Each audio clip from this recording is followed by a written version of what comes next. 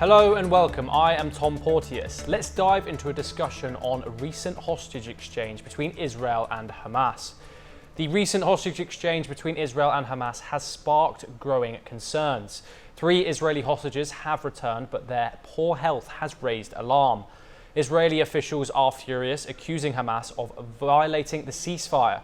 Prime Minister Netanyahu has vowed action and US President Donald Trump has expressed support for his stance. Israel's UN ambassador has demanded public condemnation of Hamas for the hostages' dire condition. With tensions already high, the fragile ceasefire is now under further strain. Meanwhile, protests have erupted in Israel over the release of other hostages, with the safety of the remaining captives still in question. How this deal will unfold remains uncertain. We are joined for a further discussion on this. We are firstly joined by Ambassador Mark Sofer, former Israeli ambassador to India, joining us from Israel. We're also joined by Ali M. Abushbak, independent Palestinian researcher, joining us from Cairo. And we're also joined by Raymond Vickery, former US Assistant Secretary of Commerce, joining us from Washington. I wanted to come to you first, Ambassador Sofer. I was wondering, what are the specific health challenges these hostages that have been released are facing, and what does it reveal about their conditions in Hamas captivity? Well, I mean, none of us really know at this stage what the health conditions are like, because they've only just come back, as you know, yesterday, and they're undergoing tests in the hospitals right now. But you saw, as we all did, their situation, the pictures of them, the photos of them. It's very bad. It's caused enormous anguish here in Israel. It's not all the Palestinians. Nobody's standing here and saying all the Palestinians are to blame for everything, but certainly Hamas has kept them in tunnels underground for, well, a year and almost 5 months now. And the situation is that healthy people are coming out emaciated. And there's a big fear here about what next? How will the rest come out? Will there be a continuation of this deal, which everybody, the vast majority of the Israeli population want, but nobody's really sure what is going to happen, whether Netanyahu will be able to put it through. The Hamas, we know what Hamas is. We don't expect anything from Hamas particularly humane. But on the other hand, I think we really must push. We must push the Americans, we must push the interlocutors, which is Egypt and Qatar especially. We must push the Israeli government to get all the remaining hostages out, to finish this war, to rebuild Gaza, and to give Israelis and Palestinians a new life, devoid of horror, war, and conflict. And that's really, I think, where the majority of us are coming from.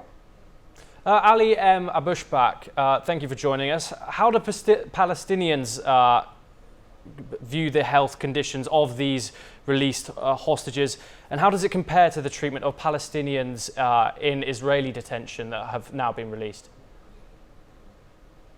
Well, thank you for having me. I guess the things is more complicating than as we think, particularly the Palestinian hostages, as well as when Israel released them, they were not in good health and where they were not in good situation, as well as more than 5,000 Palestinians under the Israeli prison. So no one talking about it. There is also one thing about the in northern Gaza, which they have been starvation for more than 5 months, because the Israelis blockaded in northern Gaza. So such kind of people who was already suffering of this kind of behavior, and Israel, and if we want to talk about more than 48,000 of Palestinians who got killed during the war. Most of them, they were civilians, and we have seen that during the holding the hostages. Hamas is still have a power. So Palestinian is the last things they could be concerned about the situation of the others, about the others. Especially they are suffering from the lack of food and the lack of water and the humanitarian situation. The situation in Gaza is obviously miserable. More than percent of the Palestinian forcefully displaced from northern Gaza to southern Gaza, which making the situation more complicated in humanitarian situation. And during we were talking about the winter. So I guess the people in Gaza, this is the last concern of them. How is the situation, especially more than the Palestinian prisoner who got released from the Israeli prison. They were mentally unstable, and they were also health unstable. So this is the duality between the media, how they are trying to show that Hamas treating the Israeli hostages and humanity. And in my opinion, such kind of statement, it will delay the progress of negotiations, especially now the Israelis team in Qatar, Doha, and the Palestinian team for continue the next step or next stage for the negotiation between Hamas and Israel to reach to the next level of the next stage of the negotiation or the ceasefire between Hamas and Israel. Such kind is slowing down the progress and slowing down, and it could be taking advantage from some people who and some politicians from Israel who want to hold the power and who want to manipulate the Israelis community. These three hostages who were suffering and they were unwell, as the media described, why we look at them? There is around more than, I guess, 13 Israelis hostages were holding at their release. They were in good mental and they were in good health. And this is that international media and also local media try to focus how the Hamas treating them. It was already good, and they expressed it. The Hamas treating them well. I'm not defining Hamas here as everyone, but why we are looking at the one side of the narrative and the second side of narrative, we are not looking at them. I'm sorry, there's a limit. I can listen. I'm trying not to get stuck into propaganda. I'm trying to be analytic. I'm trying to ignore sentences like exchange of hostages when none of the Palestinians in Israel are hostages, not a single one of them. They're all prisoners and they're all accused and found guilty of terrorist crimes. So I'm trying to stay clear of all of that. And all I'm hearing here is that the Hamas treated them well. Now, I think it's important to stick to some sort of hope for the future. When I hear this type of nonsense, I really am trying to be self-critical as well, trying to examine myself as well, trying to see how we can move the situation in the Middle East forward. And here I hear stuff like the Hamas is treating them well. They abducted, they kidnapped 250 people from their beds. They threw them underground. They treated them like animals. And here I'm so I do think we should stay clear of this, really. Let us try and keep into some sort of analytical point of view. Even if you are a Palestinian, even if I am an Israeli, there is much we can talk about, and we shouldn't throw accusations which are so idiotic. I do believe that 90% or a large proportion, 90% of Palestinians do not support Hamas. Hamas is a terrorist organization, proscribed terrorist organization, and let's steer away from sentences like they treat them well. Thank you, Ambassador Sofa. I will out of the situation into something new. Thank you, Ali at Bushback. I will give you a chance to respond in just a minute, but I want to come to Raymond Vickery first. If Hamas continue to deliver hostages in this way, do you see this being a real problem for this ceasefire moving forward? Well, thanks very much for having me. Of course, it is a problem moving forward. The whole circus-like atmosphere, parading hostages and so forth for political purposes on behalf of Hamas is difficult, as a difficulty for a stage two.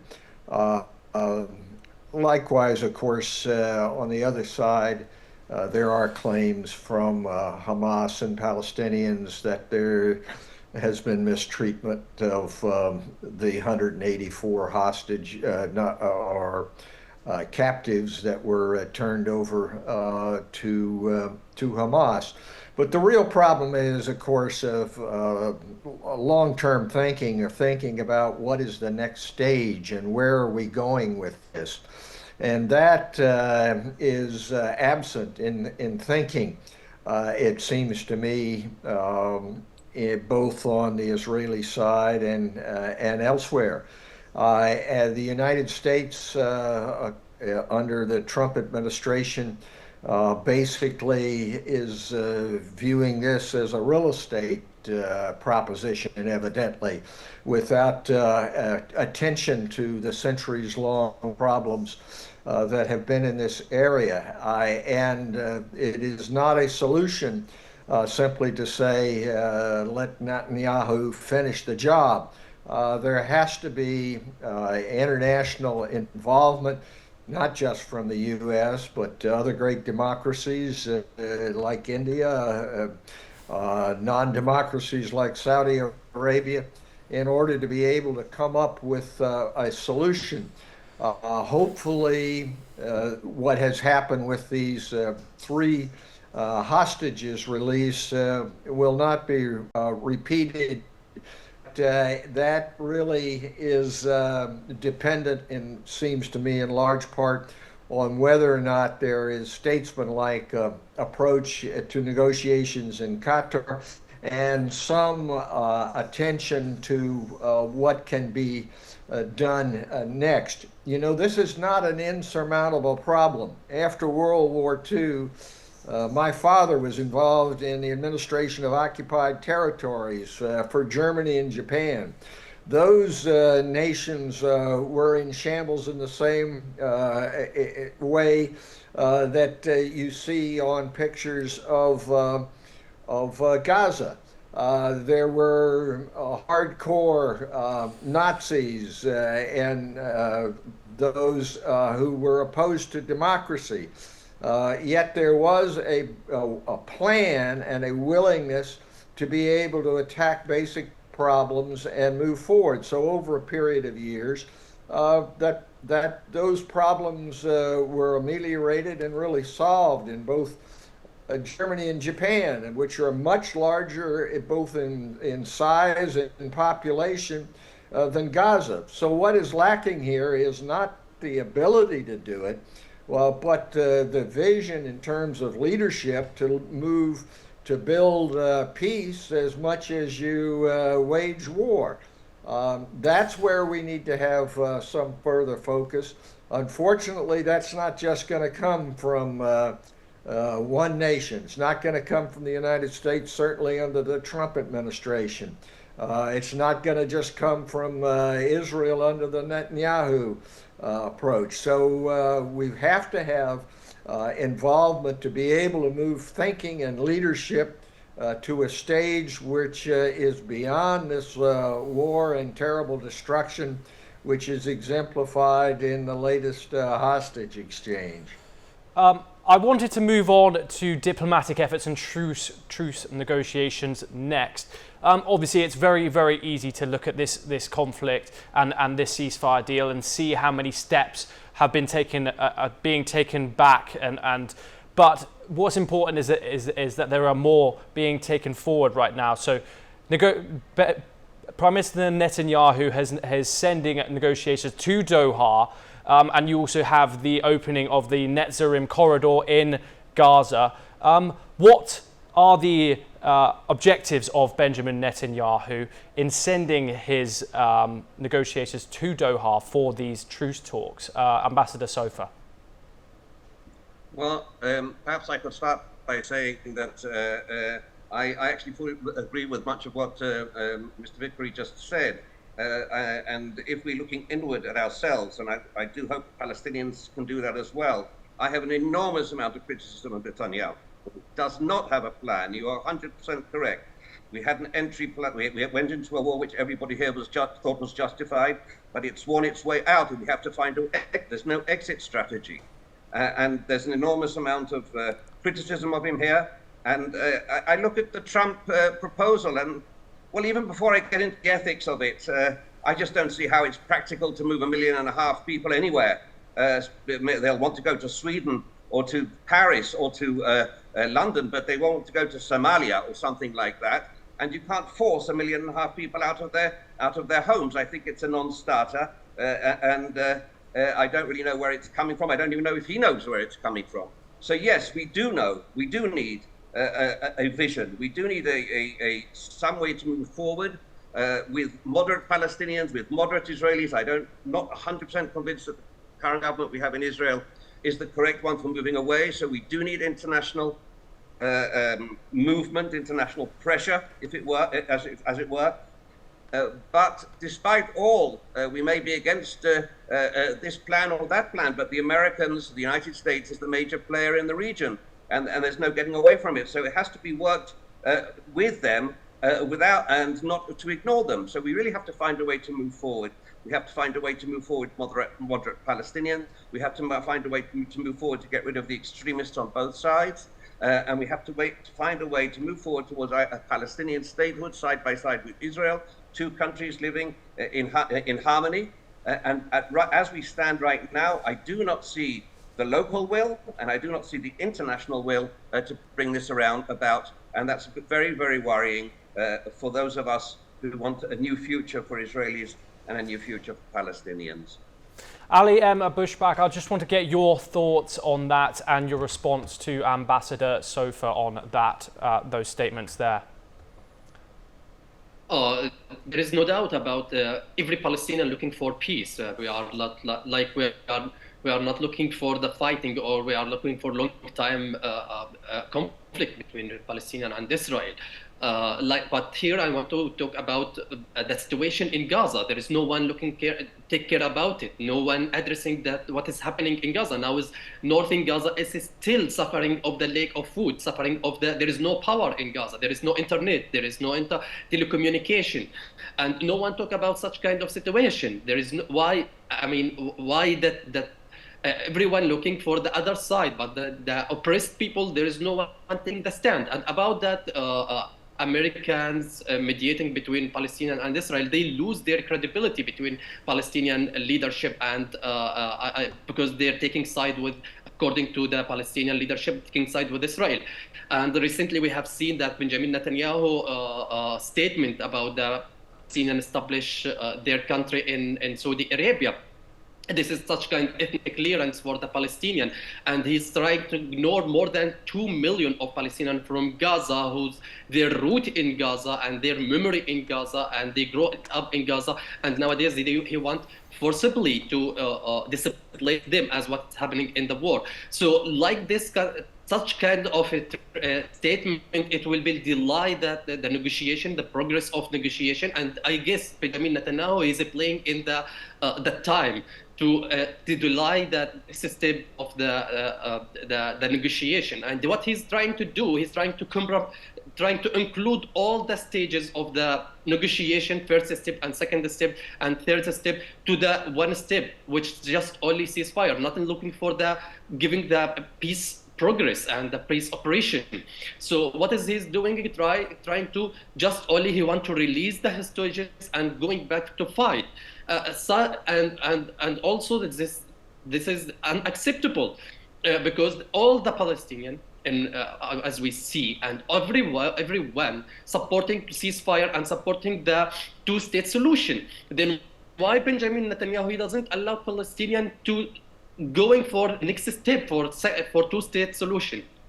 His political and what is his policy on the ground, can translate how he's trying to kill the dream of Palestinian for the state and the city. And as he's also his statement, and he has a lot of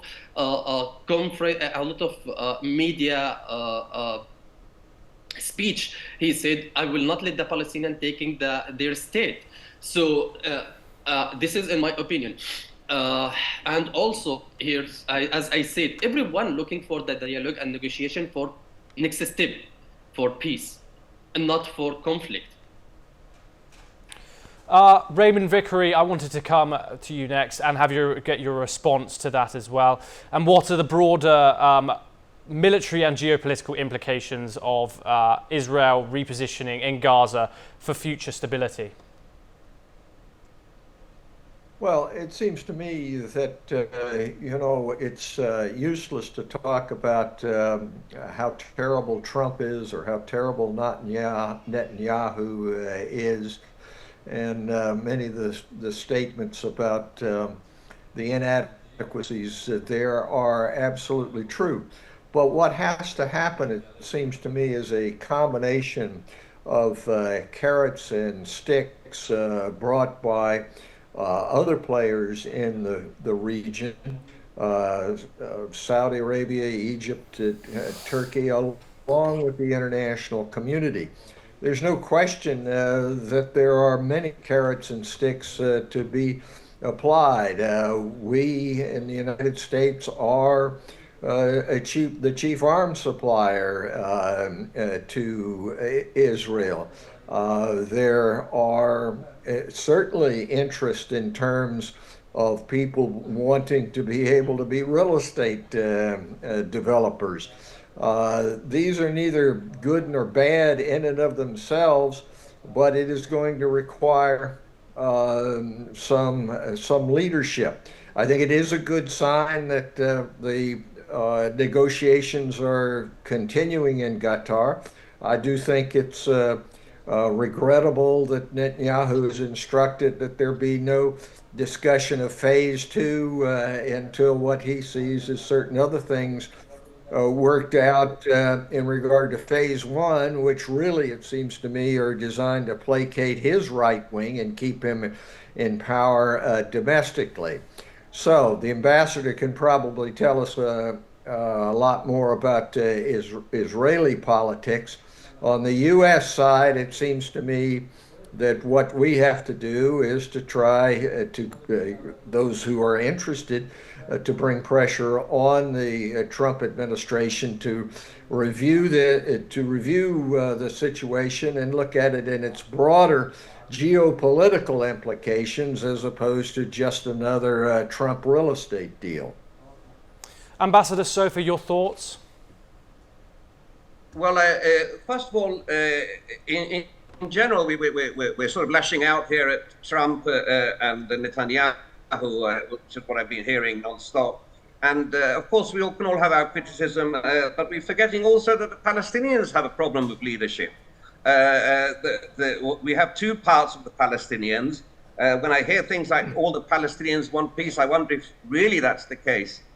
When they see what happened, what the Hamas actually did on the 7th of October, when they marched in and raped and killed and pillaged just to destroy the state of Israel. So I don't know if that's true on that side. I don't know whether Abu Mazen or Mahmoud Abbas is such a great leader either. So we really find ourselves with a crisis of leadership, for certain, in the Middle East, which is all-encompassing. And I think if we analyze things instead of mudslinging, we can start moving forward from there.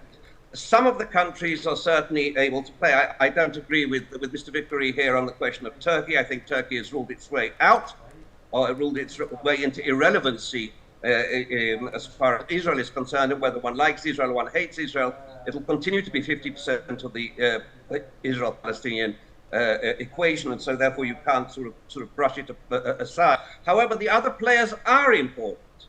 Egypt, Saudi Arabia for certain. The international community as a whole, even Europe. And yes, they will be critical of Israel, they'll be critical of the Palestinians, but we need some tough love here. We need criticism, we need to be pushed forward. Clearly, the region's leaders are not able to move us into a new future. Clearly, that's the situation we are right now. Of course, there's a lot of internal Israeli politics at play here. Democracy is the worst form of all governments except for all the others. As we know, one of the problems we have is that nobody wants to lose their leadership. No leader does, not the Democrats in the United States or the Likud party in Israel or anywhere in a democracy. So internal politics does play into the situation, into the system, and I think that we really need to sort of steer away from this constant. The Palestinians are this, and the Israelis are that, and this and that and the other, and non-stop. I mean, I've been hearing it for 40 years of my life and trying to steer away and trying to find, we have a lot in common. There are a huge amount of erudite and forward-looking Palestinians. There are a huge amount of erudite and forward-looking Israelis. And we have to start looking at what can be done, not how bad this person is and how bad that person is. And we'll need the international community because we cannot do it by ourselves, period. We cannot. That's my analysis. I'm not talking for the government. I have criticism of Netanyahu from here to kingdom come, which is normal in a democracy. I'm not a member of the government, and I'm actually very critical. However, to place all the blame on one side is irrational. And I think we have to find now where to move forward. We do need the international community, and here I will agree with Mr. Vickery, certainly. Ali M. Abushbak, I wanted to get your response to that in the fact that both Palestinian people and Israel need the international community in a crisis of leadership on both sides. What do you think? I guess that the peace process, it needs some who's serious about it, not just all claiming about it. Like previously, Mr. President Mahmoud Abbas, he took many rounds with Israelis for negotiation, like Annapolis in 2000, I guess 8 or 9, and he took many rounds for peace negotiation between the Israelis team, but unfortunately he failed.